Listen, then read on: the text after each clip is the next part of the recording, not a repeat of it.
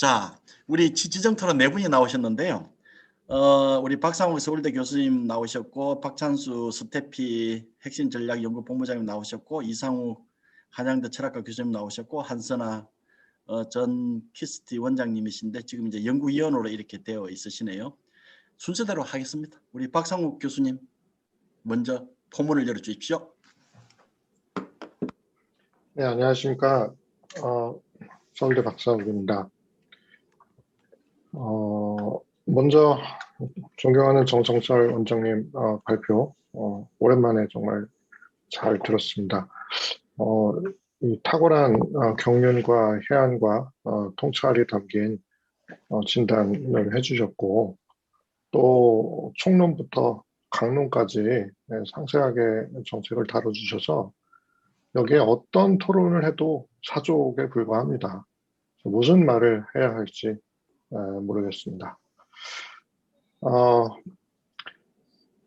전체적으로 그래도 토론을 해야 하니까 제가 어떤 원장님 발표 내용에 대해서 코멘트나 질문을 한다기보다도 지정 토론자로서 제가 생각하는 문재인 정부의 과학기술 정책에 대해서 또 나름의 생각을 포함해서 토론을 드려보도록 하겠습니다. 일단 사실은 과기정책 자체가 변화가 굉장히 작은 분야죠. 우리나라만 그런 건 아니고요. 목표 자체가 굉장히 명확하지 않습니까? 과기정책이라 함은 과학기술을 발전을 시키겠다. 그러니까 지식을 증진하겠다는 것이고요. 인류의 지식을 증진하고 또 그를 바탕으로 해서 여러 가지 문제도 해결하고 경제 발전도 이루고 이런 부분들이 약간의 비중의 경중의 차이는 있을지언정 전 세계적으로 거의 비슷합니다. 그러다 보니 목표 자체가 그대로 있다 보니 정책이 변하더라도 아주 점진적으로만 변하는 게 과기 정책의 특징이 되겠고요. 크게 보면 이제 최근으로 올수록 점점 더 혁신 정책스러운 현상이 관찰이 되는 게 특징이라고 볼 수가 있겠습니다. 즉 과기 정책이 점점 더 경제 정책과 나아가서 최근에는 사회 정책과 구별되기 어려운 그러한 영역으로 바뀌고 있다는 점이 전체적인 트렌드라고 볼 수가 있겠습니다. 근데 이제 그렇게 점진적으로 변하지만 국가 발전 단계에 따라서 또 여러 가지 민간의 역량 발달에 따라서 문재인 정부가 특별히 어떤 정책을 펼쳐서 그랬다라기보다도 시기적으로 어떤 변화를 맞이한 게 몇 가지가 있습니다. 먼저 최근 들어서 연구비 자원 배분이 본격적으로 선진국형을 지향을 하고 있다는 점입니다. 이건 먼저 원장님 발표에서도 있었지만 기초 비중이 특히 정부 연구에서 기초 비중이 다소 증가를 한 부분이 관찰이 됐고요. 이 부분은 사실 문재인 정부 과학기술 정책을 특징 짓는 몇 가지 키워드 중에 하나로 꼽을 수 있습니다. 왜냐하면 아예 출범 당시에 주요한 과기정책 국정 아젠다로서 기초연구비 증액이라고 하는 것을 걸었고 실제로 계획대로 착착 증액이 이루어지고 있어서 임기 내에 기초연구비 2배 증액이라고 하는 정부 연구비만입니다만 그게 지켜질 예정입니다. 사실 이렇게 기초연구비 증액이라고 하는 게 단기간 내에 급속도로 이루어진 적도 없거니와 그 계획이 계획대로 현실화된 적도 없습니다. 그런 점에서는 칭찬을 해줘야 된다고 생각을 합니다. 그런데 이 기초연구비 증액이라고 하는 정책이 나오게 된 백그라운드에는 기초연구자들이 그 목소리를 낸 것에 그 원인이 있습니다. 여기서 목소리를 냈다는 게 어떤 투표 행위로서 목소리를 냈거나 강한 시민사회 단체를 조직해서 목소리를 낸 것은 아닙니다. 우연찮게도 진보적인 문재인 정부 출범 당시 진보적인 이 세력이 집권 세력이 아무래도 어떤 산업경제적 기득권층이라든지 과학기술계의 기득권층, 원로층보다는 현장 과학기술인의 목소리에 귀를 기울여야 되겠다라는 컨셉을 견지하고 있었고 그러다 보니까 현장 과학기술인들을 위해서 해줄 수 있는 일이 뭡니까? 라고 소수의 연구자들에게 질문을 드렸고 그 소수의 연구자들께서 기초연구 증액이 필요하다. 선진국이 다 됐으므로 우리가 잘 사는 나라가 됐으므로 기초를 해야 된다라고 얘기를 했고 거기에 대해서 그럽시다 라고 맞장구를 친 결과가 기초연구비 증액이 되겠습니다. 그러니까 이 진보적인 정부의 특징 중에 하나인데 현장 연구자들의 목소리에 귀를 기울인다는 특징이 있습니다. 그것은 사실은 몇 가지 지표로도 증명이 가능한데 예를 들어 국가과학기술자문회의의 자문위원 구성을 보면 박근혜 정부 때는 기관장 분들이 아주 많았습니다. 지금은 기관장은 거의 없고 심지어는 대학원생 대표, 또 뭐 공무원 대표 이런 분들도 자문위원으로 들어가 계시거든요. 연령대가 낮아지고 상당히 안배하는 성향이 있다는 것을 알 수가 있습니다. 이런 점에서 이제 이 문재인 정부 과학기술정책 특징 중에 하나가 현장 연구자 중시라는 부분이 분명히 있었다라는 건 평가할 만한 부분입니다. 그래서 기초연구 비중이 정부 연구비에서 증가를 했다는 점이 이제 특징이 되고 양적으로는 드디어 이제 국가 연구개발 총 지출이 100조 원을 돌파를 하는 상황이 되고요. 대략 25대 75라는 정부 대 민간 지출 비중이 지켜지고 있기 때문에 정부가 작년에 24조, 이제 올해 27조 이렇게 되면서 100조 원 돌파가 확실시 되는 거죠. 아마 통계 수치가 나오면 작년에 이미 100조 원 돌파했을 가능성이 높다고 저는 보고 있습니다. 그런데 이제 올해가 이제 100조 원 원년이다라고 그렇게 이제 여기저기서 말씀하시는데 작년에 이미 100조 원 돌파했을 수도 있습니다. 이 통계치는 올해 말에 나옵니다. 작년 데이터가. 그다음에 연구 분야별로 보면은 드디어 우리나라에서 그 학문 분야별로 봤을 때 바이오 연구가 40%를 넘었습니다. 그래서 본격적인 선진국형 연구로 가고 있다. 기초가 늘어났다는 점, 바이오가 가장 커졌다는 점, 이런 점들이 선진국형이 되었다라고 평가를 할 수가 있겠습니다. 자, 그 다음에 몇 가지 또 문재인 정부 과기정책에서 이전에 없었거나 이전보다 강화된 부분만 조금 짚어서 말씀을 드리자면은, 그 사회적인 목적, 사회 문제 해결 이런 부분들이 조금 전면에 드러나고 있습니다. 새로운 임무 지향형 혁신 정책 이런 부분들이 강조가 되고 있고요. 물론 뭐 예산 비중은 그렇게 크지 않습니다만 사회적 가치를 중시하는 문재인 정부의 특징과 잘 맞아서 사회 문제 해결, 사회적 가치를 지향하는 과학기술 연구개발 이런 부분들이 좀 부각이 됐습니다. 약간 재미있는 부분은 사회문제 해결형 R&D라는 프로그램이 시작된 것은 사실은 박근혜 정부 때 시작이 됐습니다. 그런데 그게 본격적으로 정부의 과기정책의 칼라로서 등장한 것은 이번 정부부터다라고 말씀드릴 수 있겠습니다. 앞서서 과학기술 정책이 점점 더 혁신 정책으로 바뀌고 있어서 우리가 이제 과학기술 혁신 정책이라고 붙여서 부르는데 전혀 어색하지 않다는 말씀을 드렸는데요. 대표적으로 주로 유럽에서 사용되는 혁신 정책의 요소들 중에 이제 디맨드 사이드 펄러시가 있습니다.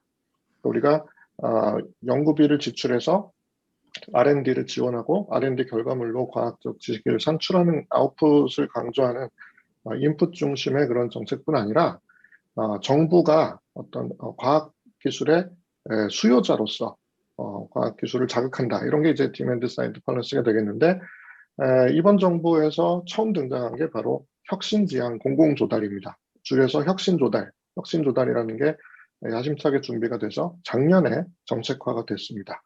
이제는 공공조달을 통해서 과학기술 R&D를 유발하고 또 혁신적인 제품이나 서비스를 만들어내겠다는 그런 정책이 처음 시작되는 것은 분명히 의미가 있는 부분이다 이렇게 말씀드릴 수 있겠습니다.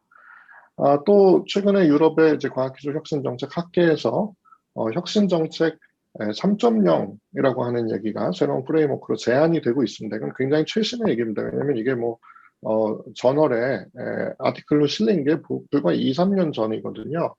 그래서 거의 유럽에서도 캠페인적인 성격으로 진행되고 있는 건데 바로 전환적 혁신 정책, 즉 트랜스포머티브 이노베이션 펄러시입니다. 이 전환적 혁신 정책은 말하자면 사회 기술 시스템의 전환, 통해서 지속 가능한 사회를 추구하자. 이게 이제 전환적 혁신 정책인데, 물론 이 전환적 혁신 정책이 국내 학계에도 충분히 소개되지 않았고, 더더군다나 정부 정책으로 본격적으로 시행됐다고 보기는 어렵습니다. 그러나 에너지 전환이라고 하는 거를 지금 이번 문재인 정부에서 추진하고 있는 가운데 에너지 전환과 관련된 각종 과학기술 혁신 정책들은 분명히 이 트랜스포머티브 이노베이션 폴리시의 성격을 띠고 있다고 또한 평가할 수 있을 것입니다.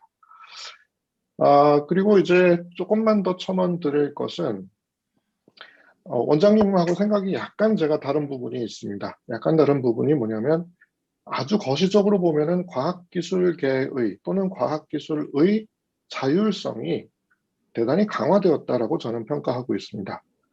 왜 강화되었느냐? 이 부분은 좀 슬픈 부분입니다. 왜 과학기술계의 자율성이 강화되었냐면 과학기술 정책이 국정의 중심에서 벗어나서 주변부화됐기 때문입니다. 그래서 과학기술 정책은 사실은 어떤 지금 현재 정부의 핵심부에 계신 분들의 머릿속에서 큰 부분을 차지하지 않고요. 과기정통부에서 알아서 하는 거 이런 식으로 됐고, 따라서 과기정통부에서는 이제 청와대를 바라보고 정책에 눈치를 볼 필요가 없고 연구자만 바라보고 정책을 펼치면 되는 상황이 됐습니다. 그래서 현장 과학기술 연구자들과 과기정통부의 관계가 그 어느 때보다 좋은 관계를 유지를 하고 있고요. 과기정통부는 문재인 정부 초기부터 현장 연구 환경을 개선하기 위한 노력을 많이 펼쳤습니다. 예를 들어 여러 가지 미시적인 규제를 철폐한다던가 약간의 논란의 여지는 있습니다만 연구개발 혁신법을 통해서 연구 관리 환경을 개선하려고 했던 부분, 또 뭐 통합이지바로 등등 전산 시스템을 개선해서 연구자가 부처에 따라서 전혀 다른 포맷의 서식을 쓴다던가 하는 이런 사소한 불편도 제거해 주려고 노력한 부분들, 이런 부분들이 굉장히 연구자만 바라보고 펼치는 소위 우리가 정책학에서 얘기하는 고객 지향 정치의 상황이었습니다. 그래서 어찌 보면은 큰 논란 없이 큰 과학기술계의 대형 사고 없이 굉장히 평화롭게 잘 지내고 있는 그런 상황이라고 말씀드릴 수가 있겠습니다. 그럼 이렇게 과학기술계의 자율성이 거시적으로 봤을 때는 확보가 되고 또 여러 가지 뭐 인사 관련된 얘기에서도 큰 논란 없이 사실은 정확히 말씀드리자면은 대중의 별 관심 없이 인사들이 이루어졌고요. 이렇게 고객을 바라보고 정책 고객입니다. 그래서 제가 고객이라고 말씀드리는 건 비아냥거리는 뜻이 전혀 아니고 정책학에서 얘기하는 파라스 커스터머를 말씀드리는 것입니다. 정책 고객으로서 연구자들을 바라보고 과기 정책이 펼쳐져 왔기 때문에 아쉬운 부분은 바로 원장님께서도 지적하셨고 키스텝에 의한 내부 평가에서도 지적이 된 것인데 다소 껄끄러운 정책들은 미루어 놨다는 부분입니다. 출연연에 대해서 어떤 개혁적인 조치들, 출연연 거버넌스의 문제라든지 출연연의 뭐 여러 가지 제기된 문제들, 뭐 예를 들어서 융합적인 연구를 더 확대한다던가 출연연 간 벽을 허문다던가 법인 통합을 한다던가 이런 문제들은 다 미뤄져 있습니다. 마찬가지로 연구관리 전문기관의 정비도 문재인 정부 출범 직전에 일부처 1기관이라고 하는 원칙을 세워놨지만 실제로는 상당히 지지부진한 상태입니다. 대학 구조조정이 필요하고 이공계 인력에 관련된 구조조정도 필요한 부분인데 대학 구조조정도 사실상 미루어져 있어서 대학들이 연명하고 있는 경쟁력을 잃은 대학들도 연명하고 있는 상태입니다. 그 와중에 IT 업계를 중심으로 소위 개발자 부족 사태 이런 것들도 지금 터져 나오고 있는데 무언가 조금 껄끄럽거나 싫은 소리 나올 것 같은 정책들은 미루어 두고 그런 부분들을 연구자 친화적인 과학기술 중심에 두는 정책 기조 때문에 그렇다라고 그렇게 뭐랄까요? 그렇게 변명 아닌 변명을 지금 듣게 되는 상황이 현재 상황이라고 말씀드릴 수가 있겠습니다.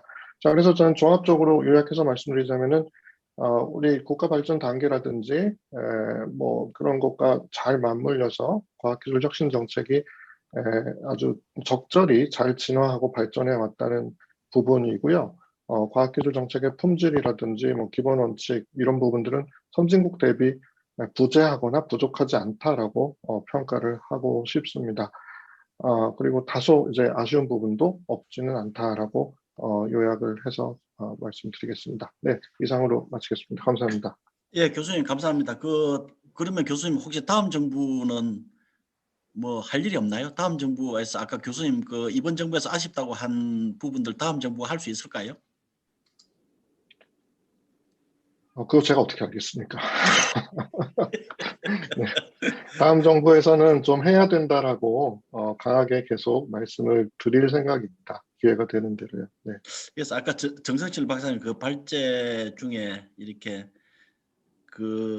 조금은 과학기술 정책에 대해서 뭐 여당이나 야당 뭐 어느 쪽이 이렇게 집권을 하든 큰 칼라의 차이가 없는 것보다는 약간은 좀 창조적인 정책 경쟁을 이렇게 좀 하면 어떨까 하는 부분이 사실은 좀 아쉽거든요. 예를 들면 이제 미국 같은 경우에 이제 민주당이나 공화당이 뭐 서로 닮아간다는 비판도 있지만 그래도 그 과학기술 정책에 있어서 약간 칼라들이 서로 다르잖아요. 이게 이제 정권이 교체되면서 어떻게 보면 상호 시너지 효과를 좀 일으키는 부분이 있어서 그런 부분이 조금 아쉽다는 그런 지적은 충분히 가능할 것 같고 그리고 또 한편으로 생각하면은 지금 박상욱 교수님 말씀하셨던 어떤 환경에서라도 과학기술 정책은 그래도 진화를 해왔다는 그 평가도 굉장히 그것도 시사하는 바가 또 크네요. 어쨌든 하여튼 굉장히 좋은 토론 감사드리고요. 다음은 우리 박찬수 본부장님. 예, 안녕하십니까. 잘 들리시나요? 예, 잘 들립니다. 예, 예, 말씀드리겠습니다. 제가 이 자리에 초대를 받으면서 두 번 놀랐는데요. 예. 예, 한 번은 주제의 무게에 놀랐고요. 주제를 딱 듣고 이제 숨이 한번 턱 막혔고, 두 번째는 발제자의 무게에 놀랐습니다. 저희 원장님이시고, 전 원장님이시고, 또 사실은 실무를 하는 입장에서 좀 어려운 발표들을 더 하고 우리 원장님의 인투이션을 받는 게 더 좋은 모양 같은데 사실은 정 원장님의 내공을 따라갈 수가 없어서 그리고 발표해 주신 내용을 쭉 들으면서 그 한국의 혁신 시스템에 대한 그런 히스토리컬한 부분들은 후배 연구자로서 배울 게 워낙 많고 그래서 뭐 다시 한번 감동을 받았고 후배들도 뭐 원장님처럼 제대로 좀 너무 좀 나이브하고 어린아이 같은 말이긴 한데 뭐 그런 생각이 하나가 있었고요. 그리고 예, 뭐 대를 이어온 과제랑 단골 메뉴에 대해서 말씀하셨는데 그만큼 한국 과학기술계가 가지고 있는 쉽지 않은 문제라고 생각을 하고 그런 생각이 들었습니다. 정말 가장 중요할 수 있는데 참 원장님이 문제 제기하시는 것을 제가 인정하는 정도로 저는 이제 넘어가는 게 왜냐면은 예, 여러 가지로 부담될 수 있다는 또 전체 맥락을 고려해 주신 우리 안현실 소장님께서도 말씀해 줬지만 그래서 그걸 인정을 하고 저는 발제 자료를 한 2페이지 만들었습니다. 그리고 같이 공유하면서 좋습니다. 말씀을 드리도록 예. 그렇게 하겠습니다. 화면 올려주십시오.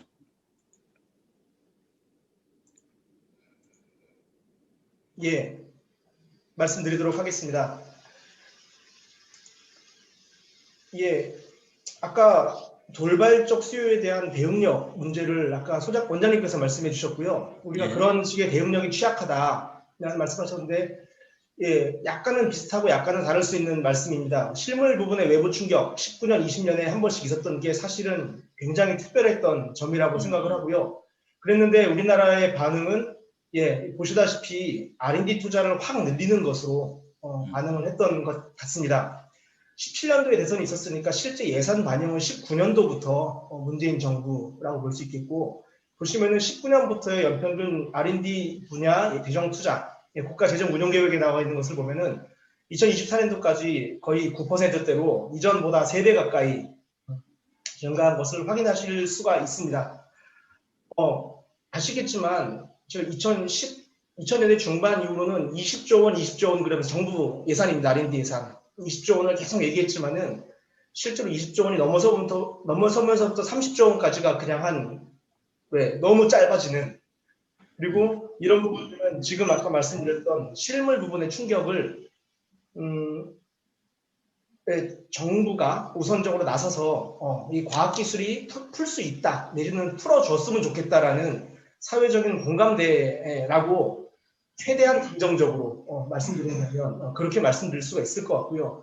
그리고 제가 최대한 긍정적으로 말씀드린 이유는 뭐 어떤 시니컬하고 싶은 생각은 전혀 없고, 다만 이렇게 적극적인 R&D 분야의 예산이 늘어나는 것에 대해서 국민들의 다수는 실제로 과학기술이 이런 문제를 해결했으면 좋겠다라고 생각하는 것 같습니다. 그렇게 큰 저항이 없습니다. 그렇기 때문에 이런 부분들은 어떻게 보면 더 좋게 말하면은 뭐 국민들이 그만큼 의식이 더 있는 것일 수도 있고 과학기술계가 조금 더 고민해야 될 부분인 거 아닌가 싶은 생각을 하고 있습니다.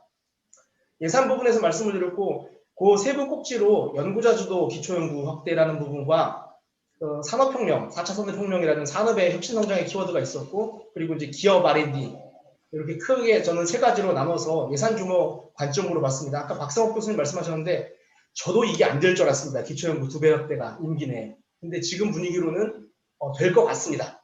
될 것 같고 거의 되는 상황이고, 이 노력은 사실은 성장의 씨앗 뿌리기로서 바텀업으로 연구자들이 할 수 있는 기초연구를 확대하자라는 의지로 보이는 부분은 저는 뭐 상당히 긍정적으로 볼 수 있을 것 같고요. 그러면서 연구자라는 이 플레이어에 좀 주목한다면은 연체급 연구자들의 성장 단계별 지원, 신진 연구자, 중견, 내지는 리더, 이렇게 체계화시켰던 부분들은 앞으로 이게 사회 내에 좀 안착되는 노력은 필요하겠지만은 여하튼 좀 긍정적인 의미의 노력이 아니었나 싶습니다. 연구자 중심의 프로세스 혁신은 아까 원장님도 많이 말씀하셨고요.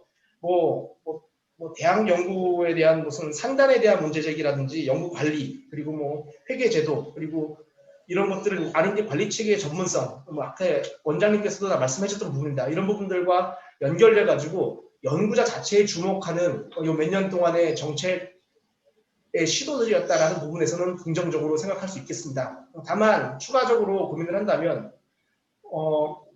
과학기술 분야의 일자리, 여전히 좀 질 좋은 일자리라고 생각을 많이들 하고 있는데, 이런 일자리가 국가 경제 전체의 성장 모멘텀으로 선순될 수 있도록 하기 위한 제도 개선이 필요한 부분이 있겠고, 여기 사업 심의 기준이 있었는데 지금은 돈과 사업 내용만 가지고 심의를 하고 인력은 저 뒤에 나와 있습니다. 하지만 실제로 중요한 것은 효과성, 실효성 있는 과학기술의 어떤 기술 개발이든 아니면 다른 정책이 되려면은 누가 할 수 있을 것인가에 대한 고민이 같이 들어가야 되는 부분이 있다고 생각합니다. 그리고 증가된 예산에 부합하는 만큼 인력의 규모가 투입되어야 되고, 그 인력들이 조금 이따 다시 말씀드리겠지만은 원샷성으로가 아니고 정말 사회 전체적인 긍정적으로 선순환되는 그런 구조로 만들기 위한 노력이 필요하지 않을까 싶은 생각이 있고요. 그리고 앞단에서 연구 책임자급의 어떤 기존에 자리 잡은 연구자들이 어떻게 잘 커나갈 것인가에 고민을 했다면 학생연구원 등을 포함한 전체 연구 인력들, 예비 연구자들을 포함해서 이들의 성장 경로에 대한 정책 지원이 필요하다, 체계 구축이 필요하다는 생각이 하고요.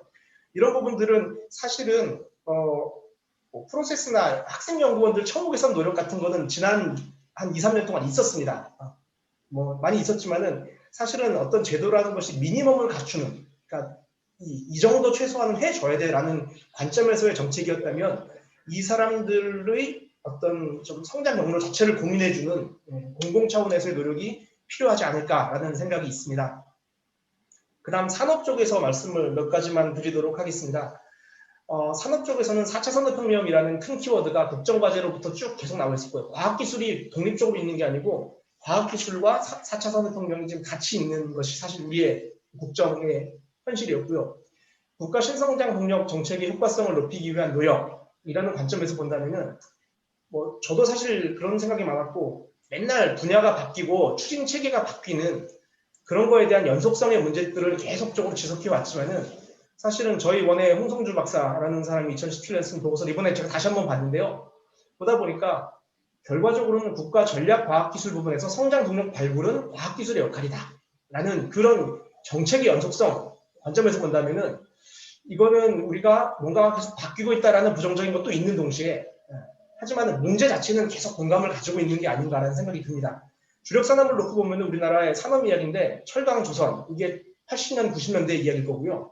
그리고 2000년대 들어서면서부터 CDMA나 메모리 등등이 있었고, 그 다음에 지금의 노력하는 4개 분야가 있습니다. 혁신 신학 같은 아까 박상욱 교수님 말씀하셨던 바이오에 대한 문제 제기도 있고요. 근데 저도 이걸 다시 한번 보면서 생각이 일단은 뭐 크게 2가지입니다. 하나는 우리나라의 산업에서 먹거리들이 성공적으로 이제까지 갈아타왔다. 하나만 계속한 게 아니고 계속 움직여왔다는 생각이 하나가 들었고, 2번째는 생각보다 시간이 걸린다. 제가 사실 한 10년, 15년 전에 삼성에서 근무를 했었는데요. 그때 저희가 했던 이야기가 그 스마트폰 가지고 10년은 먹고 살 수 있다 라는 얘기를 삼성전자가 했었습니다. 근데 그게 2007년쯤 이야기인데 7년, 8년. 근데 지금 와서 생각하면 역시 비슷한 생각인데 기업에서 보고 있는 미래 먹거리, 미래 사업이라는 것이 실제로 10년 정도의 시계를 가지고 있다면 국가 정책적으로도 최소한 그 정도의 시계는 필요한 것이 아닌가. 그렇다면 지금 중요한 것은 작년에는 R&D 성과를 올해 성과를 자꾸 찾으려는 노력을 하는 것보다는 그게 어떻게 보면 굉장한 로스 아닌가 싶은, 코스트 아닌가 싶은 생각이 들고요. 여하튼 뭔가를 계속적으로 이렇게 준비하고 있는 이 노력 자체가 사실은 긍정적으로 평가돼야 되지 않을까. 그리고 이렇게 본다면 이거는 문재인 정부만의 성과가 아니고 이전에 미래 성장 동력이라는, 그리고 그전에는 신성장 동력, 그리고 그전에는 뭐 6T, 뭐 하여튼 많은 시기에 어떤 비슷한 어프로치도 있었는데 이름은 바꿨을지언정 이런 노력 자체가 지속됐다는 것은 우리가 스스로 너무 셀프 디스할 필요는 없지 않을까 싶은 생각이 저도 요즘 많이 착해졌다는 생각을 하고 있습니다. 긍정적으로 사회가 보이고 있고요, 사실은. 네, 이런 생각도 할 수 있을 것 같습니다. 오바마 행정부 말씀, 아까 우리 여기 안현실 소장님 말씀드리면서 여기 그것도 관련이 좀 있습니다. 오바마 행정부가 2009년도에 금융위기 겪으면서 실제로 이 아라라 그러죠. 경기 부양법 만들어서 여기 보시면은 예산안 파란색이 예산안 제출한 거고 여기 주황색이 통과된 예산안이라고 보시면 되겠습니다. 민주당 때 보면은 예산이 좀 높았고요. R&D 예산이, 연방 R&D 예산이요. 재밌는 거는 파란색 예산 제출한 것보다 실제 통과된 예산이 조금 작았다는 걸 알 수 있습니다. 그만큼 좀 관대하게 제출을 했고 의회는 조금 보수적으로 통과시켰다. 이게 미국의 민주당 정부였고, 뒤쪽을 보시면은 트럼프 행정부로 가면서 반대가 되는 거죠. 정부는 굉장히 보수적으로 파란색 보시면 확 줄었습니다, 지금. 하지만은 의회는 조금 관대하게 통과시켰다. 그래서 여기서 볼 수 있는 게 사실은 정책의 경쟁은 있지만은 국회가 이거를 밸런싱 시키는 효과적으로. 그래가지고 전체 국가로 놓고 볼 때는 안정성을 유지하면서 과학기술이라는 분야에 예산이 투입되고 있는 모습을 사실 볼 수 있고요. 요거는 아까 안 소장님 말씀드리면서 제가 그냥 요 해석을 할 수 있는 부분이고, 드리고 싶었던 말씀은 신성장 독립과 관련돼가지고 여기 보라색 부분입니다. 이 보라색 부분이 2009년도 보면 원샷으로 우리 돈으로 20조 원을 더 태웠습니다. 주중형 에너지, 의학, 기후변화, 미래기술 분야 등 일시적으로 이 과학기술 분야에, 그러니까 사실은 우리나라에서 여기서 제가 드리고 싶었던 말씀은 디지털 뉴딜이나 무슨 어쩌고저쩌고 한국형 뉴딜을 얘기하면서 과학기술이라는 영역은 사실은 산업과 너무 동떨어지는 것으로 지금 다뤄지고 있는데, 사실은 이 과학기술의 영역이 뉴딜과 같은, 뉴딜이 꼭 바람직한지는 잘 모르겠습니다만 뉴딜과 같은 산업정책의 어떤 기반으로서 역할을 할 수 있고, 그러기 위해서 이런 버짓 자체도 이미 충분히 늘었던 것도 사실이지만 산업이나 뉴딜과 관련해가지고 좀 새로운 시대를 필 수 있는 이런 식의 노력들도 새로운 정부 내에서는 고민해 볼 수 있지 않을까. 어차피 이 코로나로 인한 어떤 좀 저성장 내지는 이 정책 돌파구가 필요한 시점이라면 이런 과학기술 역할은 충분히 의미가 있지 않을까 싶은 생각이 있고, 사실 이런 노력들은 원샷으로서 20조 원이지만은 이때 고용된 인력들이 선순환돼가지고 미국 전체의 과학기술의 인력으로 사용되었다라는 식의 보고서들과 결과물도 많이 나와 있습니다. 그래서 결과적으로는 앞에 말씀드렸던 인력과도 관련된 부분이고요. 만약에 우리나라도 이런 식의 원샷성으로 이런 추가적인 예산을 넣을 수 있다면 그것들은 인력에 대한 투자로 이루어지는 것이 합리적이지 않을까, 예비 연구 인력들을 양성하는 노력이 필요하지 않을까 싶은 생각이 있습니다. 마지막으로 중소기업 이야기만 좀 드리겠습니다. 이것도 아까 다 언급을 하셨었고요. 사실은 기초연구보다는 될 것도 아니고 저는 중소기업 전용 R&D 2배는 진짜 안 된다고 생각했습니다. 이거는 제가 중기부 가서 이거 안 된다. 근데 지금 역시나 지금 되고 있습니다. 되고 있고요.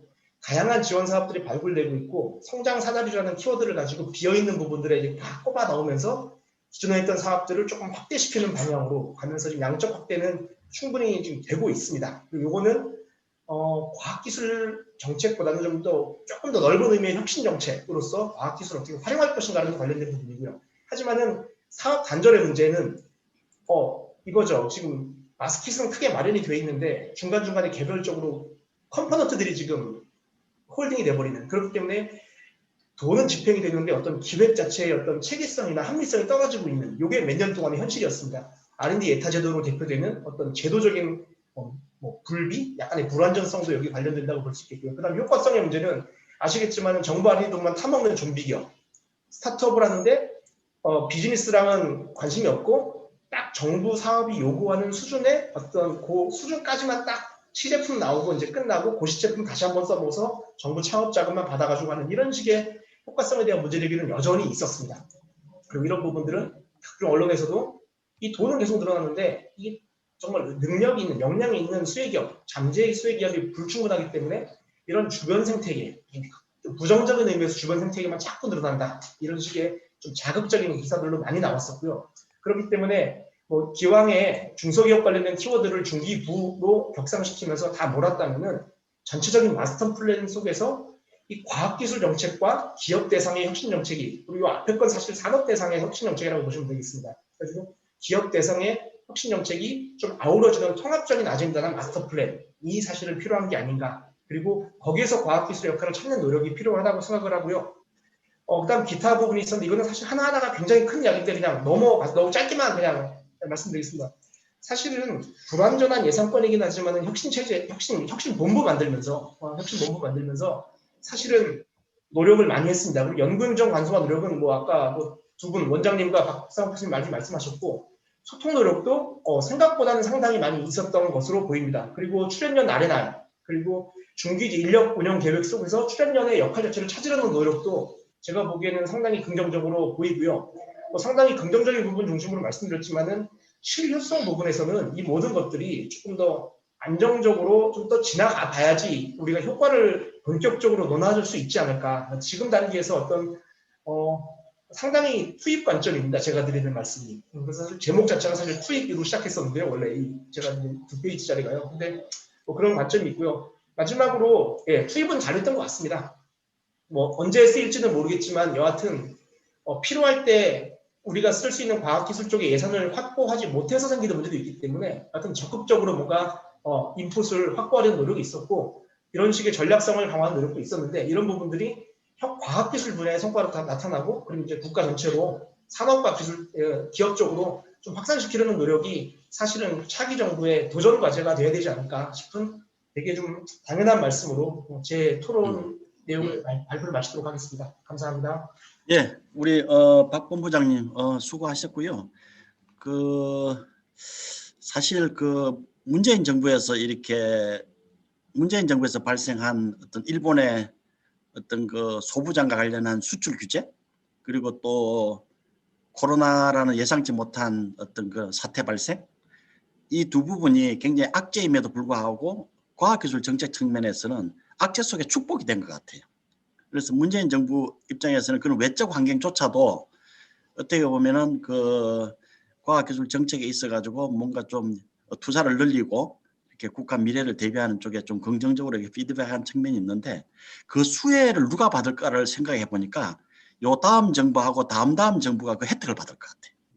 그래서 사실 다음하고 다음 정부는 문재인 정부한테 감사해야 할 것 같고, 그리고 또 한 가지, 지금 문재인 정부에서 그나마 지금 성과가 나타나고 있다고 한 부분들, 문재인 정부에서 갑자기 나타난 게 아니다 하는 건 아까 이제 우리 정성철 박사님 발제에서도 약간 좀 우리가 그 암시를 얻을 수가 있는데, 문재인 정부는 이명박 정부하고 박근혜 정부한테 고맙게 생각해야 돼요. 그리고 또 박근혜 정부는 앞에 노무현 정부나 이명박 정부한테 고맙게 생각해야 되고, 이명박 정부는 김대중 정부나 노무현 정부에게 고맙게 생각해야 되고, 저는 사실 어떤 의미에서 보면은 과학기술 정책과 관련해서는 현 정부는 좀 씨를 뿌리고 그 혜택은 다음 정부가 보고, 그래서 고맙게 여기는 이런 전통이 좀 계속 되는 것도 굉장히 좋지 않을까.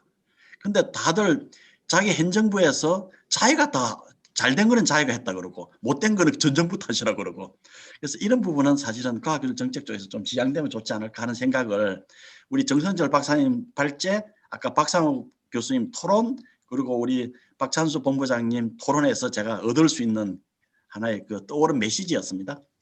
자, 그러면 우리 이상욱 철학과 교수님의 고견을 듣겠습니다. 네, 고견일 수는 없는 게요. 이게 사실은 제가 굉장히 당황스러운데, 그 2주 전에 이거 이제 토론 섭외를 받았을 때 제가 제일 먼저 드린 질문이 제가 할 수 있는 거예요. 그렇거든요. 지금 그 섭외자가 누군지 밝히지 않겠습니다. 사실 굉장히 원망하고 있는데, 근데 그분이 분명히 당연히 하실 수 있죠 그랬거든요. 그래서 그런가 보다 했는데, 어제 이제 발표문 정 원장님 박사님 발표문 받아보고 나서 이거 내용이 내가 아는 내용이 별로 없는데, 그래서 막 통계자료 많이 나오고, 그다음에 오늘 특히 발표에서 굉장히 많이 배웠는데요. 사실은 그 발제자의 발표뿐 아니라 토론 두 분 앞선 토론자 두 분에게도 되게 많이 배웠는데, 이건 괜히 이렇게 인사치레가 아니라 제가 물론 이제 정책 연구에 참여한 경험이 있긴 하지만 과학기술과 관련된 그건 그야말로 아까 그 발제자께서 말씀하신 이제 그 다양성 차원에서, 그러니까 기존의 정책 연구에 주로 참여하는 정책 전공자나 경제학자, 과학기술자가 아니라 저 같은 이제 과학기술 철학자들의 좀 색다른 견해들을 좀 이렇게 가미하기 위해서 이게 들어간 거지, 실제로 제가 이렇게 뭐 어떤 주도적 견해나 분석을 제대로 할 수 있는 역량이 있는 사람이 아니거든요. 철저한 아마추어인데, 그래서 굉장히 당혹스럽습니다. 그래서 어차피 당혹스러운 김에 그냥 저는 짧게 제 감상과 그다음에 이런 것들도 좀 고려하면 어떨까. 특히 이제 이게 현 정부의 어떤 과제와 다음 정부의 기대 뭐 이런 것들과 결합된 성격이 있는 것 같아서 그런 부분들에 대해서 좀 말씀드리겠습니다. 근데 전제는 정말로 발제자 선생님께서 말씀하신 내용에 공감하는 부분도 많았고 토론자 두 분으로부터도 굉장히 많이 배웠다는 점을 먼저 말씀드리고요. 공감했던 부분 중에서 특히 한 가지는 뭐냐면, 우리나라가 탈추격을 2003년도부터 외쳐왔는데 실제로 탈추격을 하려는 태도라든가 방법은 아직까지는 굉장히 부족하다. 특히 예전에 추격형 과학기술 개발을 했을 때 그 멘탈리티가 굉장히 많이 남아있다 하는 점을 강조하시고, 그것이 이제 변화가 일어나서 기초적인 연구나 창의적 연구의 어떤 기반들이 조성되지 않으면 진정으로 탈추격의 결과물을 얻기 어렵다. 이 점은 제가 짧은 제 과학기술 정책 간접 경험, 아마추어 경험에서도 많이 경험한 내용이거든요. 무슨 뜻이냐면, 당연히 그게 효과적일 때가 있습니다. 지금 아까 박 본부장님이 말씀하셨지만 소부장처럼 뭔가 어떤 게 하나 터지면 일사불란하게 우리 행정부 관리들이 정말 똑똑한 분들이 많잖아요. 그래서 일사불란하게 탁탁 대책 세워가지고 이렇게 추진해가지고 효과를 보는 데는 굉장히 좋지만, 그러니까 그렇지 않고 미래를 대비해서 우리가 어떤 걸 해야 되냐. 그리고 특히나 우리가 앞서 나간 분야가 이런 분야가 있는데, 이 분야에서는 오히려 외국이 우리를 바라본다. 바라보고서 어떤 방향으로 나갈지, 그다음에 어떤 걸 고려해야 될지, 그랬을 때 우리가 어떤 걸 답으로 제시할 건가. 아까 OECD 말씀하신 대로 저도 OECD 회의 같은 데 참석해서 ICT 분야 같은 것들은 진짜 한국에서는 어떻게 생각하냐 묻거든요. 근데 그거에 대한 대답을 잘 못하시는 거예요, 정책 관리분들. 왜냐하면 그런 경험이 별로 없으세요. 항상 우리는 유럽에서 어떻게 하는지, 미국에서 어떻게 하는지, 일본에서 어떻게 하는지 사례 연구해가지고 한국에 이렇게 좀 변형시켜가지고 이렇게 하는 데 익숙해져 있기 때문에, 그래서 그런 태도 문제가 뿌리 깊게 남아 있다는. 그래서 그게 이제 제가 최근에 이제 AI와 관련된 유네스코나 이런 쪽 작업들을 많이 하는데, 거기서 이제 윤리라고 할 때는 우리나라의 좁은 의미의 윤리가 아니라 사회 정책, 문화 이런 것, 법률 이런 거 다 포괄하는 에틱스의, 영어의 에틱스의 의미거든요. 그런데 이제 정부 관리분들이 이렇게 만나서 말씀을 나눠보면, 서양 애들이 윤리라는 단어를 사용하는 이유는 자기네들이 앞서가 있으니까 이 인공지능 같은 데 있어서 후발주자인 우리 한국 같은 나라들이 윤리 같은 것들을 묶어가지고 일종의 발목을 잡으려는 거다. 이렇게 오해하시는 분들이 꽤 있어요. 이게 윤리는 개인이 잘 살고 착하게 살고 그러면 되는 건데, 여기 무슨 과학기술 연구에 윤리가 무슨 필요하냐.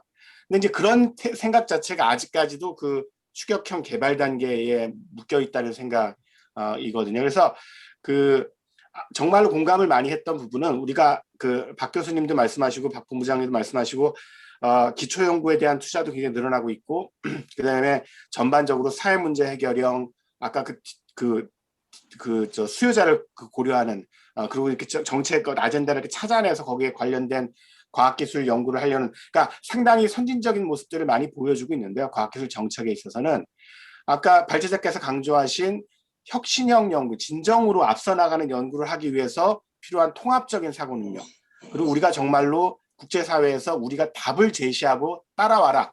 우리가 여기에서는 우리가 고민 제일 많이 했다. 따라와라. 이게 해결책이다. 이런 것들을 제시하는 그런 능력에 있어서는 아직까지도 많은 노력이 필요하고, 그게 이 정부 내에서 혹은 다음 정부 내에서 그렇게 좀 그 국제 무대에서 선도적으로 그 해결책들을 제시하는 그런 노력으로 이어졌으면 좋겠다는 말씀을 드리고요. 그래도 이제 논쟁적인 얘기를 하나는 해야 될 테니까, 하나가 뭐냐면 그 자율성 문제입니다. 저도 사실은 이제 그 과학기술 연구자 경력이 조금은 있어가지고 과학기술 연구자들이 자율성에 대해서 어떻게 생각하는지에 대해서 직관적으로 많이 이해하고 공감하고 있는데요. 과학기술 연구자들이 자율성이라고 하면은 대충 얘기해서 우리가 윤리적으로 큰 문제를 일으키지 않는 한, 예를 들어서 뭐 위조, 변조, 표절 같은 나쁜 짓 안 하고요. 그 다음에 뭐 이렇게 황우석 연구팀 논문 조작 사건 때처럼 이렇게 연구 참여자들의 인권들을 무시하고 이런 짓만 안 하면, 연구 주제 선정, 어떤 연구가 연구할 가치가 있는 건가, 그 다음에 연구 과정, 그 다음에 연구 결과 활용, 이런 모든 것들에 있어서 철저하게 피어 리뷰, 그러니까 그 분야 전문가들이 완전한 전권을 가지고 전부 다 하게 내버려 둬라 로 이해하시는 분들이 많은 걸로 저는 알고 있습니다. 근데 사실은 아까 그 발제자께서 강조하셨듯이 그 오토노미, 자율권에는 그거에 대응되는 어카운터빌리티가 항상 따라가는 거거든요. 어카운터빌리티는 이제 공무원분들이 이해하시는 하나하나 이렇게 예산 대비 얼마 썼는지, 그다음에 원래 연구 계획서에 있던 내용을 했는지 제대로 안 했는지, 뭐 이런 거 따지는 말씀이 아니라, 이 연구가 그 과학자 전문가 집단 내의 기준에 입각해서 볼 때만 가치 있는 연구가 아니라, 기초 연구더라도 어차피 이게 제한된 리소스를 얼로케이션 하는 거니까요.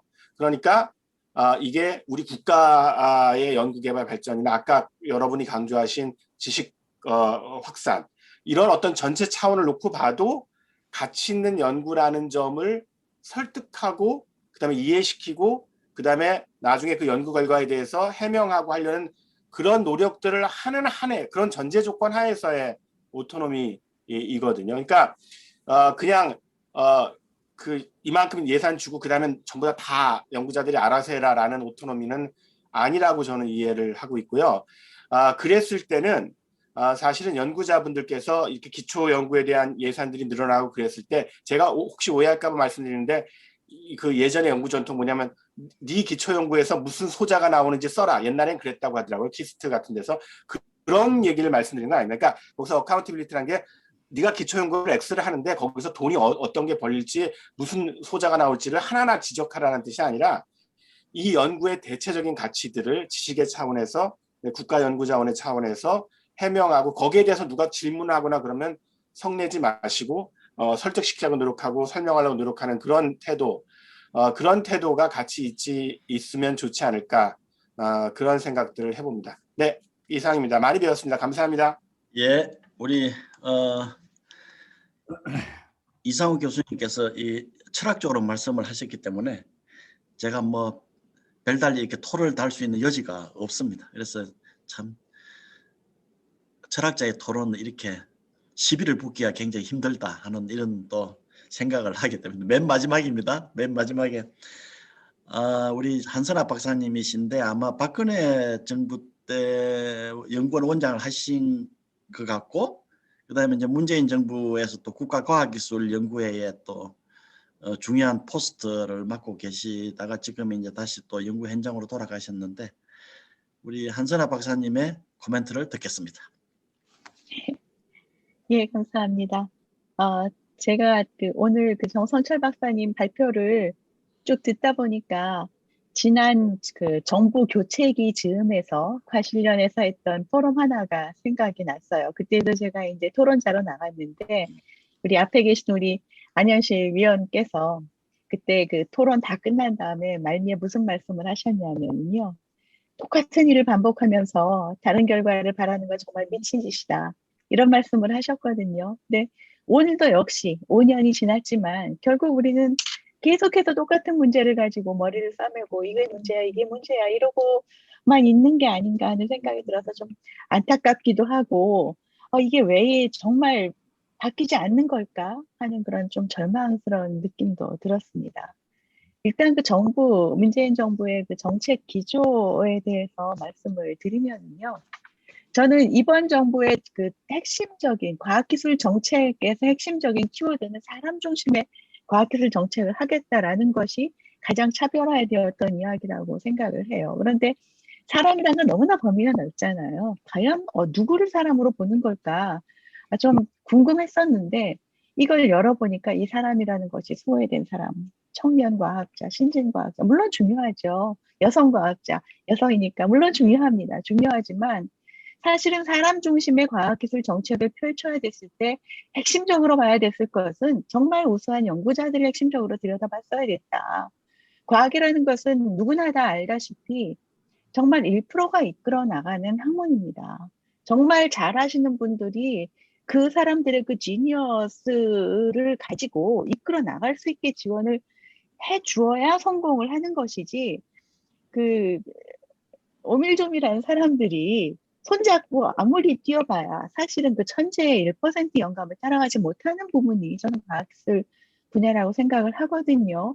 그래서 사람 중심의 과학기술 정책을 펼치시려고 했으면 물론 소외된 사람 함께 가는 인클루시브도 좋지만 가장 핵심적인 것은 정말 우수한 사람들이 어떻게 연구를 하게끔 뒷받침할 것인가에 대한 고민을 우선적으로 하셨어야 되는데 그 부분이 좀 아쉽게 놓친 것이 아닌가 하는 생각이 들고요.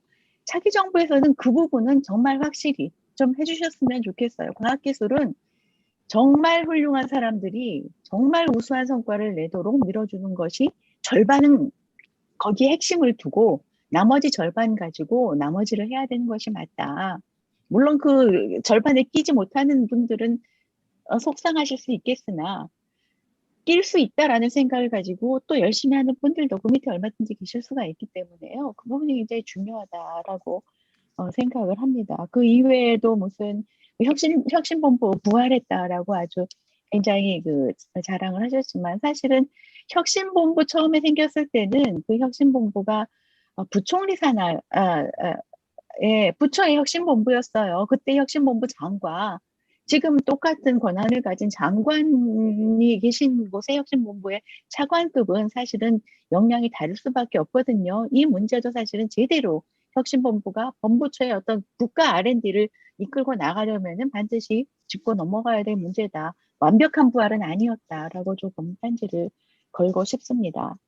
이번 그 정부가 초기에 그 뭐 NIS 2.0을 가지고 굉장히 야심차게 시작한 많은 이야기들이 사실은 중간에 뭐 갈팡질팡 할 수밖에 없었어요. 모든 사람들이 다 이해하죠. 왜냐하면 소부장 사태 터졌고 팬데믹 사태 터졌고 이런 블랙스완들이 툭툭 튀어나왔거든요. 어떻게 보면은 가장 많은 예상하지 못했던 외형적인 변수가 등장한 정보가 아니었나 하는 생각도 듭니다. 그걸 어떻게든 잘 꾸려오신 점에 대해서는 저는 이제 박수를 보내드리고 싶지만 과학기술자의 입장에서 보면은요. 이런 과학기술의 근원적인 그 존재 이유가 뭔가 하면 어떤 블랙스완이 나오더라도 거기에 대응할 수 있는 뭔가 이렇게 하면 될 것 같아요라는 답을 당장 내놓지 못하더라도 1년만 우리한테 시간을 주면 답을 만들어내겠어요라는 기반을 다져놓는 게 과학기술의 역할이고 정부가 그렇기 때문에 과학기술에 투자를 한다고 생각을 합니다. 그래서 사람도 우수한 사람 중심 그리고 과학기술은 미래의 중심이 돼야 되는데 이번 정부의 과학기술 정책에서는 미래가 좀 빠져있다 하는 부분, 그건 조금 아쉬운 점이라고 생각을 해요. 왜 블랙스완 등장하기 위해서 연구진들이 연구를 안 했느냐? 저는 굉장히 많이 했다고 생각을 합니다. 대학에서도 많이 하셨고요. 또 우리 그 출연연에서도 굉장히 많이 했어요. 소부장 사태가 터졌을 때, 팬데믹 사태가 터졌을 때 정부에서 제일 먼저 사실은 제가 그때 이제 국가과학기술연구회에 있었기 때문에 출연연에서 뭐 했어? 출연연에서 뭐 할 거야? 출연연에서는 무슨 준비를 하고 있었어요? 뭐 계속 제일 먼저 출연연에 그것을 숙제를 내리십니다. 그런데 저희가 그것을 쭉 조사를 해보면요. 정부에서 뭘 하시겠다 하시는 것, 준비하겠다고 하는 것, 출연연에서 다 이미 해놓은 게 있어요. 소부장 때도 일본이 틀어막았던 기초 핵심 기술들에 대해서 일본은 출연해서 다 가지고 있었습니다. 문제는 이것이 산업화에 연결이 되지 않았던 거거든요. 이 부분에 대해서는 앞으로 어느 정부가 들어오든 반드시 신경을 좀 강하게 쓰셔야 될 것 같아요. 우리가 흔히 뭐 데스밸리 이렇게 이야기를 하면서 이것을 위해서 뭐 기업체 지원하고 말은 굉장히 무성하죠. 이것을 이 데스밸리를 극복을 체계적으로 하기, 구체적으로 시스템적으로 하기 위한 어떤 말은 무성하지만 저는 이게 실질적인 그 정책으로 이어지지는 않았다라고 생각을 합니다.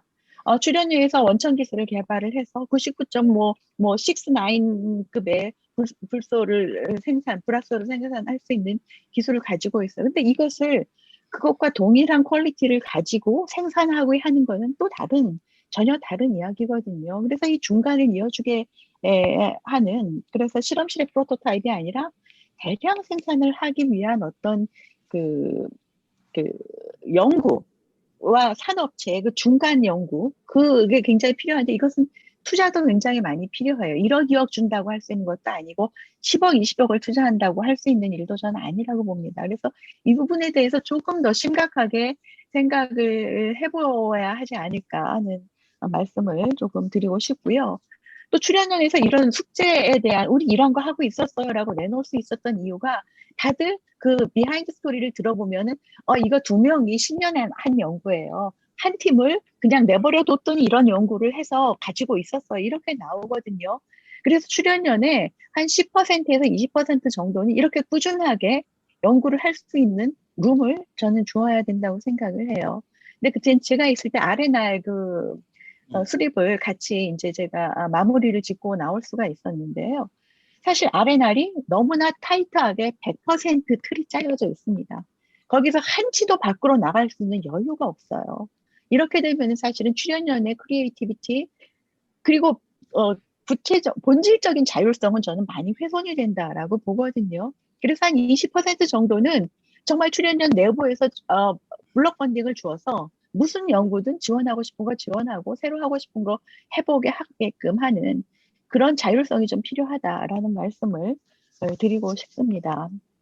제가 SNS에서 읽은 이야기인데요. 아주 재미있는 이야기를 하나를 읽었어요. 어떤 교수님께서 생명과학 교수님과 식사를 하시면서 정말 궁금했던 걸 여쭤봤대요. 정말 궁금한 건 뭔가 하면 우리나라가 이렇게 과학기술이 발전했는데 왜 아직 백신 못 만들어요? 그걸 이제 생명 교수님께 여쭤봤다 하더라고요. 그랬더니 그 생명 연구를 하시는 교수님이 하시는 얘기가 현재 코로나 백신이 사실 이렇게 빨리 팬데믹 난 지 1년 만에 시장에 나와서 접종을 할 수 있게 되리라고는 아무도 예측을 못했다. 원래 백신이라는 것이 굉장히 오랜 기간 공을 들여야 나오는 것이고 그래서 제약회사에서도 잘 안 만들고 이러는 것이었는데 이 지금 그 코로나 백신에서 나오는 게 이제 그 메신저 RNA라는 것을 기반으로 한 백신들이 주를 이루고 있는데요. 이거는 지금까지 아무도 생각하지도 않고 관심도 가지지 않았던 그런 백신 플랫폼이라고 하더라고요. 그런데 이것을 꾸준하게 연구를 해왔던 생태계가 존재했었다는 거죠. 서구에는. 지금 나온 것들. 그래서 그 파이자 백신은 독일 벤처인 바이오엔테크 기술이고요. 모더나는 하버드 대학의 RNA 전문 연구소의 벤처고 또 아스트라제네카는 스웨덴 기업인데 역시 영국 옥스퍼드 대학의 기술이다. 그래서 이렇게 저변의 기술을 가지고 꾸준히 연구할 수 있는 그 벤처 생태계가 있었기 때문에 이게 가능했다. 우리나라는 이게 없고 일본도 이게 없기 때문에 못 만드는 거다. 이렇게 이야기를 했다는데 이건 정말 중요한 시사점이라고 저는 생각을 해서 이제 제 그 타임라인에도 옮겨 적고 했는데요.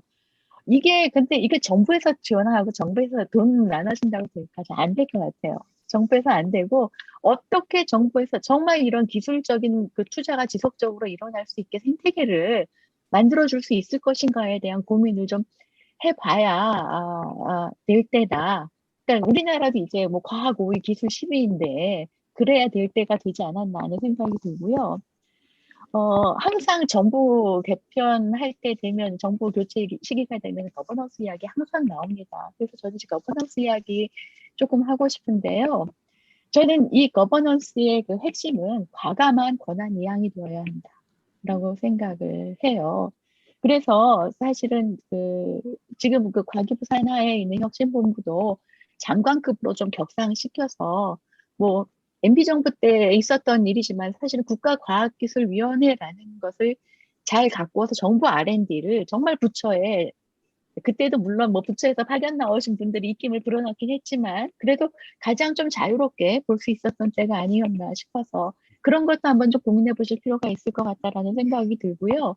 기재부에서 그 전체 그 국가 예산 잡으셔서 R&D 예산 25조, 30조 잡았으면 그거 그냥 내리세요. 그냥 내리셔서 과감하게 이양하시고 그다음에 정부에서 그걸 받으시면은 혁신본부 같은 데서는 5조는 그냥 연구회를 내리세요. 그래서 그 출연해서 하게끔 하시고 그다음에 기초과학과 관련된 5조는 그냥 연구재단에 내려버리세요. 그래서 거기서 피어리뷰로 그냥 하게 하시고 이런 식으로 좀 과감한 그 권한 이양이 이루어지는 것이 그 과학기술의 그 자율성과 정말 연구자들이 머리를 맞대고 할 수 있는 일이 아닌가 하는 생각을 했고요. 저는 이번에 바이든 정부 나오면서 정말 정말 너무나 부러웠어요. 뭐가 부러웠냐면요. 우리는 정책의 모든 정책과 모든 외교와 모든 것을 할 때 거기에 과학기술적인 그 기초를 가지고 거기에 기반해서 의사결정을 내리고 합리적으로 앞으로 갈 길을 결정하겠다라는 이야기를 정부 대통령이 하실 수 있었다는 게 너무나 부러웠거든요. 근데 우리나라에서는 아까도 많은 분들이 말씀하셨지만 정말 과학기술 변방이에요. 그래서 차기 정부에서는 그냥 이렇게 구색 맞추기 끼워넣기가 아니라 진짜 과학기술인의 의견이 정부의 핵심 그 정책 경영에 들어갈 수 있게끔 좀 맞습니다. 되었으면 좋겠다 하는 이야기를 하고요. 예, 그러기 위해서는 위원회가 보다 실질적으로 일을 할 수 있게 구색 맞추기 개인에게만 영광이 되는 위원회가 아니라 진짜 정부의 정책 방향을 결정하고 바꿀 수 있는 위원회가 되었으면 좋겠다 예, 하는 생각을 했습니다. 예, 예, 마치겠습니다. 예, 고맙습니다. 사실 오늘 패널 분들 한 분 한 분 이렇게 마음껏 말씀하시게 이렇게 하는 게 최선이라고 제가 생각을 한 거는 나오신 분들이 다 이렇게 너무 이렇게 뭐 어떻게 보면은 풍부한 경험과 지식과 지혜를 가지신 분들이라 제가 뭐 시간 어떤 제한을 전혀 하지 않았고요. 오늘 너무 잘한 선택 같습니다. 여기 지금 채팅창에 질문이 지금 한두 개 올라와 있는데요.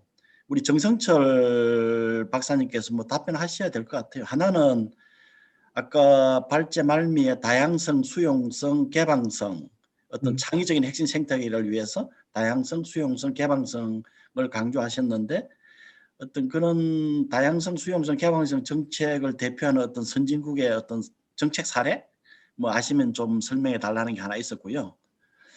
그다음에 하나는 이것도 뭐 정선질 박사님께서 답변을 하시죠. 좀 자꾸 이렇게 선진국을 이렇게 뭐 따라하다 보니까 어느새 사실은 우리는 거의 같은 반열에 왔는데도 불구하고 그래서 우리 스스로 주체성을 좀 가지고 뭔가를 해볼 생각을 할 때도 됐는데 아직도 이 추격이라는 관성에 빠져서 사실은 우리가 우리 자신을 잘 모르는 것 아니냐, 포텐셜을 잘 모르는 게 아니냐, 뭐 또 이런 또 지적도 있네요. 정선철 박사님. 네, 뭐 아주 중요한 질문인 것 같아요. 그 앞에 이야기한 우리 다양성, 자율성, 개방성 문제, 수용성 문제, 이건 사실은 이게 문화적인 측면도 많고 제도적인 측면도 많고 물론 정책이 그 사이에 또 인터벤션 하기도 하지만 그래서 이게 단기적으로 이루어낼 수 있는 아니라고 봅니다. 그러니까 우리가 지금 그 다양성이나 개방성이나 수용성에 있어서 문제가 생긴 것은 우리 사회 자체가 원래 다양성이 없던 사회이기도 했지만 개발하는 과정에서 그 다양성을 완전히 획일화시켜 버렸어요. 근데 그 개발 시대에 그 관행으로부터 우리가 벗어나지 않으면 독립 이야기부터 해방할 수가 없다는 거죠. 그래서 지금 제가 앞에서 계속 하는 이야기는 그거예요. 앞으로 탈출이겠으면 이것도 탈출해야 된다. 그렇지 않으면 탈출이 어렵다 하는 그런 관점에서 그걸 하려면 개인들도 노력해야 되고 다 노력해야죠. 이 이야기와 관련해서 우리가 이 다양성과 이 개방성과 이 수용성을 가지려면 우선 과학기술계가 바뀌어야 된다고 봅니다. 우리 사이언스 커뮤니티는 스스로가 오토리티를 만들어내지를 못해요. 오토리티를 정치한테 의존을 합니다. 그 오토리티를 과학기술계 스스로가 만들어내면 그것 때문에라도 자율성이 생겨요. 나는 그 오토리티를 만들어낼 수 있는 과학기술계가 됐으면 좋겠다. 그렇게 하고 나면 그 과학이 가지고 있는 여러 가지 특성 때문에 굉장히 다양성과 수용성이 자연스럽게 높아질 수 있다. 우리가 이게 과학기술계가 이게 남한테 의존하는 이런 시스템 가지고는 그 방향으로 상당히 가기 어려울 것이다. 그러니까 정책을 해결하기보다는 과학기술계가 해야 될 노력의 부분이 굉장히 중요할 수 있다는 생각이 듭니다. 물론 이제 정책적으로는 뭐 여러 가지 그 장애가 되는 레귤레이션 없애자 뭐 하자 하는 이런 이야기 우리가 흔히 하는 이야기 그건 뭐 다 아시는 이야기니까 그건 뭐 당연히 해야 되고요. 그거 다 해도 과학기술계가 스스로 오토리티를 만들어내는 그런 그 커뮤니티가 되지 못하면 이거 안 되거든요. 그래서 그걸 해야 될 것 같아요. 그래서 이게 과학기술계가 스스로 오토리티를 만들어내려면 크레딧을 만들어내야 돼요. 우리 과학기술에 지금 크레딧이 없어요. 사회에 대한 크레딧. 우리가 과학기술과 훌륭한 과학기술을 믿고 뭐 해달라고 이야기하지만 누가 안 믿기 때문에 사실 그렇게 안 해주는 거거든요. 근데 그게 두 가지 요인이 있어요. 실제 크레딧을 줄 만한 업적이 없거나 두 번째 과학기술계 스스로가 자기 스스로 크레딧을 깔아먹어요. 그래서 이 두 가지가 동시에 해결되면 그 앞에 이야기한 그 문제도 좀 이게 아주 시간이 많이 걸리는 문제지만 해결될 수 있겠다. 사실 우리나라가 제일 어려운 문제가 다양성, 수용성입니다. 이게 사람도 똑같죠. 얼굴 색깔도 똑같지. 뭐 언어도 똑같죠. 그러니까 거기에다가 조금만 다른 튀는 발언을 하면 신문에서 그 다음날 깨가지고 완전 사람을 병신을 만들어 버리잖아요. 그러니까 이게 우리 사회처럼 이게 아웃라이어가 살아남을 수 없는 사회는 다양성이라는 게 상당히 어렵거든요. 그만큼 과학기술계가 좀 고생을 해야 돼요. 고생도 하고 그걸 그 쟁취를 좀 이게 좀 말이 좀 거칠지만 그 과학기술계 조금 쟁취를 해야 될 측면이 있다. 또 하나는 아까 이야기한 그 정책 우리 정책 아까 그 질문하시는 분 과학기술 정책 잘 아시는 분 같은데 사실 우리는 전부 다 수입한 거거든요. 수입해서 우리가 기술만 이미테이트한 게 아니라 정책 전부 이미테이트했어요. 이 과학기술 정책 연구소 제가 있었지만 정책 자료 만들 때 항상 에비던스는 뭐냐 하면 해외 사례예요. 해외 사례. 우리 스스로의 에비던스가 아니에요. 이게 지금은 외국의 에비던스 가지고 정책 만들 때가 아니거든요. 이게 정책을 우리 컨텍스츄얼라이즈 해야 되는데 우리 환경에 컨텍스츄얼라이즈 해야 되는데 그걸 못 하고 있어요. 그러니까 우리 정책 연구하는 그 그룹이 커뮤니티가 그 책임을 져야 됩니다. 저도 물론 그 책임이 있지만 그래서 이게 물론 이게 정책이라는 게 그 이 generally applicable 한 그런 측면도 있고 또 각 나라마다 각 문화마다 그 이 특별히 우리가 주의해서 그 이 봐야 할 그런 그 컨텍스츄얼라이즈 해야 될 그런 부분들이 있어서 그 부분을 우리 정책 연구하는 분들이 이제 정책 연구 이제 그만 해외 사례 그만 찾고 물론 해외 사례도 물론 중요하긴 한데 해외 사례 좀 그만 찾고 좀 우리 스스로 컨텍스트가 우리가 일하고 있는 컨텍스트가 뭔지 그래서 그런 컨텍스트에 맞게 정책이 되려면 어떤 이 정책을 만들어야 되는지 그거 조금 그 노력해야 될 것 같아요. 아까 저 우리 박 박사님 이야기하고 또 그 박 교수님 이야기하고 우리 그 이 연구개발 투자 기초 투자들하고 뭐 중소기업들 다 그런데 사실은요 그 뭐 정부 칭찬하고 싶기도 하지만 제일 정부가 하기 쉬운 일이 투자 늘리는 거예요. 그거보다 더 어려운 걸 해야 되는 겁니다. 지금 이 단계. 예를 들어서 지금 내가 어느 그 다큐멘터리 재미있는 걸 봤어요. 연구개발이 뭐냐? 연구개발은 translating money into knowledge예요. 근데 그게 사실은 그 단계로 끝나면 안 되잖아요. 마지막 이노베이션은 뭐냐면 translating knowledge into money예요. 맞습니다. 위에 money는 앞에 money 몇 배가 돼야 되는 거예요. 근데 우리가 지금 앞에 자꾸 그 앞에 부분만 지금 이야기하고 있어요. 앞에 부분.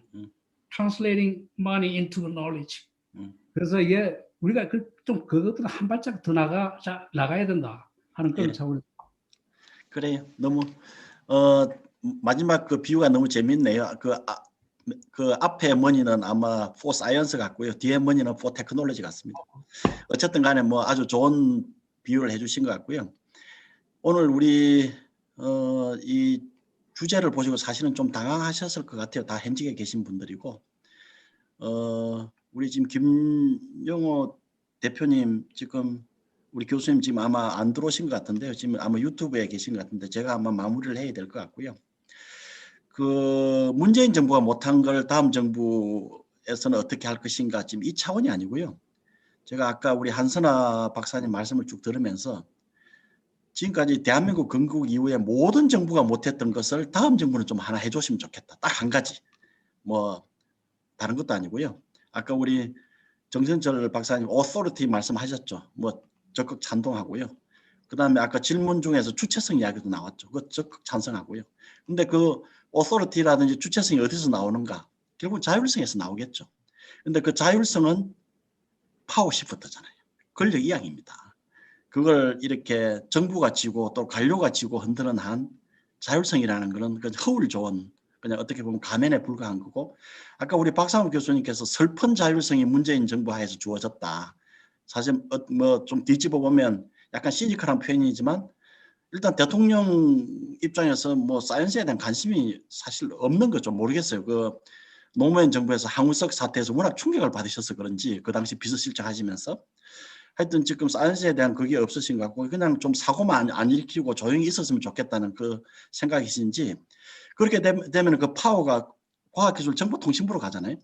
근데 문제는 과학기술 정보통신부로 간 그 파워가 그 밑으로는 안 가는 거예요. 그래서 아까 우리 한선아 박사님 말씀하신 것처럼 국가과학기술연구회라든지 이런 쪽으로 예산권과 인사권이 좀 주어지면 그렇게 해서 정말 출연연이 뭘 한번 해보고 나서 욕을 얻어먹으면 억울하지는 않을 거 아니에요. 그런데 정부 시킨 대로 일은 해놓고 요건 출연연이 얻어먹으면 굉장히 억울하잖아요. 그래서 사실은 R&R의 가장 기본적인 거는 내가 스스로 일을 하고 내가 스스로 책임지고 내가 스스로 평가받는 거잖아요. 그래서 어떤 그런 부분에 있어 가지고 어떤 그 파워 시프트, 권력에 대한 이양 이 부분을 요 다음 정부가 하면 정말 연구개발 투자를 매번 어떻게 보면 성과 지표를 내세우지만 요 다음 정부만큼은 연구개발 투자가 아니라 컬처를 바꿨다. 문화를 바꿨다. 지난 한 60년, 70년, 80년 대한민국 과학기술 역사에 있어서 컬처를 바꿨다는 그 평가를 받는 그런 정부가 좀 나와줘야 적어도 뭐 4차 산업혁명 이야기를 하지만 앞으로 향후 100년의 어떤 새로운 산업혁명을 준비하는 그런 정부로서의 어떤 역사적 평가가 따를 수 있지 않을까 뭐 이런 생각을 제가 해봤습니다. 우리 과실련이 얼마 전에 그 성명서를 냈습니다. 지금이라도 늦지 않았다. 과학기술에 기반한 국가 경영 체계로 계획하라. 이거 좀 엄청난 메시지로 생각합니다. 그 메시지대로 다음 정부가 좀 실천을 좀 해줬으면 하는 그런 바람을 가지면서 오늘 과실련 오픈 포럼을 마치도록 하겠습니다. 여러분 건강 조심하시고요. 시청해 주신 모든 분들 다 감사드립니다. 안녕히 계십시오.